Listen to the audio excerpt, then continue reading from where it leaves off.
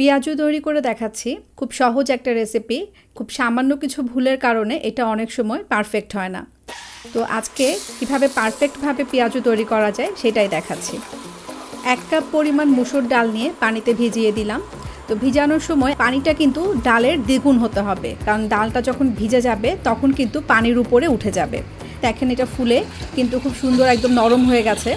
এভাবে কিন্তু ডালটাকে সারা রাত ভিজিয়ে রাখতে হবে। এবার আমি এটাকে খুব ভালো করে ধুয়ে নিচ্ছি। কচলে কচলে ধুতে হবে, কারণ ডালে কিন্তু প্রচুর পরিমাণ ময়লা থাকে, প্লাস পানিটা অনেক ঘোলা বের হয়। তো যতক্ষণ পর্যন্ত না টলটলে পানি বের হবে ততক্ষণ পর্যন্ত পানিটাকে বদলে বদলে ডালটাকে ধুয়ে নিতে হবে। অনেকটা ঘোলা পানি কিন্তু কমে এসছে, আমি আবারও ধুয়ে নিচ্ছি। এটা কিন্তু ধোয়া হয়ে গেছে। এবার ঠিক এভাবে নিচে একটা হাত দিয়ে ডালের বাড়তি পানিটুকু আমি ফেলে দিচ্ছি। এবার একটা গ্রাইন্ডারে আমি ডালগুলোকে দিয়ে দিচ্ছি। আপনারা চাইলে কিন্তু এটা শিলপাটাতেও পিষতে পারেন, তবে পিষার ক্ষেত্রে যে নিয়মটা সেটা আপনাদেরকে ফলো করতে হবে। একটা গোটা রসুন ছিলে নিয়ে আমি এখানে দিয়ে দিচ্ছি। রসুনটা কিন্তু আমি এখানে গোটাই দিচ্ছি এবং আপনারাও সেটা করবেন। কোনোভাবেই রসুন বাটা এখানে দেওয়া যাবে না, তাহলে কিন্তু ফ্লেভারটা ভালো আসবে না। গ্রাইন্ড করার সময় কিন্তু খুব ভালোভাবে লক্ষ্য রাখতে হবে যেন একদম মিহি পেস্ট হয়ে না যায়, এটা একটু আধা ভাঙ্গা থাকবে। আমি আপনাদেরকে একটু তুলে দেখাচ্ছি, দেখতে পাচ্ছেন খুব সুন্দর হয়েছে। একদম মিহি পেস্ট না, আবার একদম গোটা গোটাও না। একটা বাটিতে নিয়ে নিলাম। ডাল ভিজিয়ে সঙ্গে সঙ্গে যদি আমি পেঁয়াজু তৈরি করি তাহলে কিন্তু এটা কখনোই পারফেক্ট হবে না। 5-6টা কাঁচামরিচ এভাবে আমি কুচি করে নিলাম। 1 চা চামচ পরিমাণ লবণ দিয়ে দিলাম। বিট লবণ দিয়ে দিচ্ছি আধা চা চামচ। এটা আপনাদের সম্পূর্ণ ঐচ্ছিক একটা ব্যাপার, তবে দিলে ফ্লেভারটা সুন্দর হয়। এবার আমি খুব কচলে কচলে প্রথমে মরিচটাকে ডলে নিচ্ছি। মরিচটা যদি আমি না ডলি তাহলে কিন্তু পেঁয়াজুতে ঝালটা আসবে না। পেঁয়াজ কুচি দিয়ে দিচ্ছি 3 কাপ। যেহেতু ডাল আমি 1 কাপ নিয়েছি, 3 গুণ পেঁয়াজ দিতে হবে। পেঁয়াজটা কিন্তু এখানে একদম মিহি কুচি করা যাবে না, একটু মোটা, কুচির থেকে একটু মোটা করে কাটতে হবে। এবার আমি পেঁয়াজটাকে খুব ভালো করে মাখিয়ে নিচ্ছি। মাখানোর সময় লক্ষ্য রাখবেন যে পেঁয়াজটা কিন্তু ভেঙে যাওয়া যাবে না, খুব আলতো করে মাখাতে হবে। আর যখন দেখবেন যে একটু রস বের হয়েছে তখনই বুঝতে হবে পেঁয়াজটা মাখানো হয়ে গেছে। গোলমরিচের গুঁড়ি দিয়ে দিচ্ছি। প্রথমে 1 চা চামচ পরিমাণ দিচ্ছি, তাহলে হবে কি পেঁয়াজটা যখন আমাদের দাঁতের নিচে পড়বে সুন্দর একটা ফ্লেভার আসবে। এবার আমি পেঁয়াজটাকে খুব ভালো করে মাখিয়ে নিচ্ছি। এবার আমি মাখানো পেঁয়াজ মরিচগুলোকে ডালের ভিতরে দিয়ে দিচ্ছি। খুব ভালো করে আলতো করে মাখাতে হবে যেন ডাল, পেঁয়াজ, মরিচ সব একদম খুব সুন্দর করে মিশে যায়।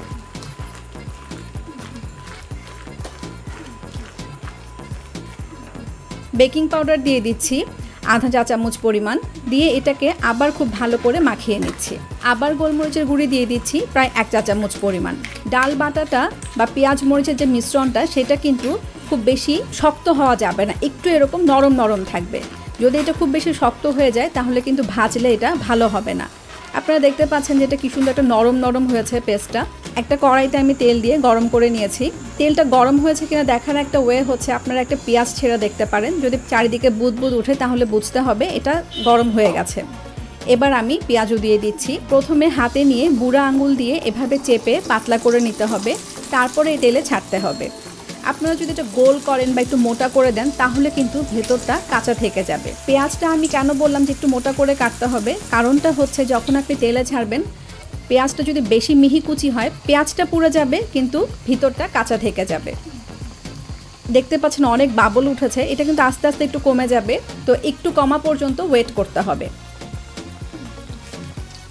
বাবলটা কিন্তু অনেক কমে এসছে। এবার আমি এটাকে উল্টে দিচ্ছি। খুব সাবধানে উল্টাতে হবে যেন ভেঙে না যায়, আর যদি এক পিঠ না হয় উল্টাতে গেলে কিন্তু এটা ভেঙে যাবে।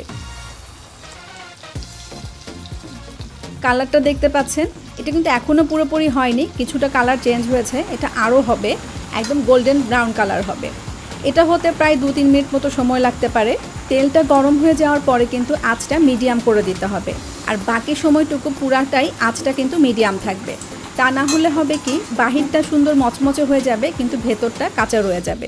আঁচটা দেখতে পাচ্ছেন মাঝারি আছে। এখনকার পেঁয়াজুর এমন অবস্থা হয়েছে যে এটা পেঁয়াজু না বড়া সেটা বোঝা কিন্তু খুব টাফ। পেঁয়াজু মানেই হচ্ছে অনেক পেঁয়াজ দিয়ে করতে হবে। আমি আরেকবার একটু উল্টে দিচ্ছি। দেখতে পাচ্ছেন খুব সুন্দর ব্রাউন কালার হয়ে এসছে, গোল্ডেন ব্রাউন। এটা হয়ে গেছে। এবার একটা ঝাঁঝরিতে আমি তুলে নিচ্ছি।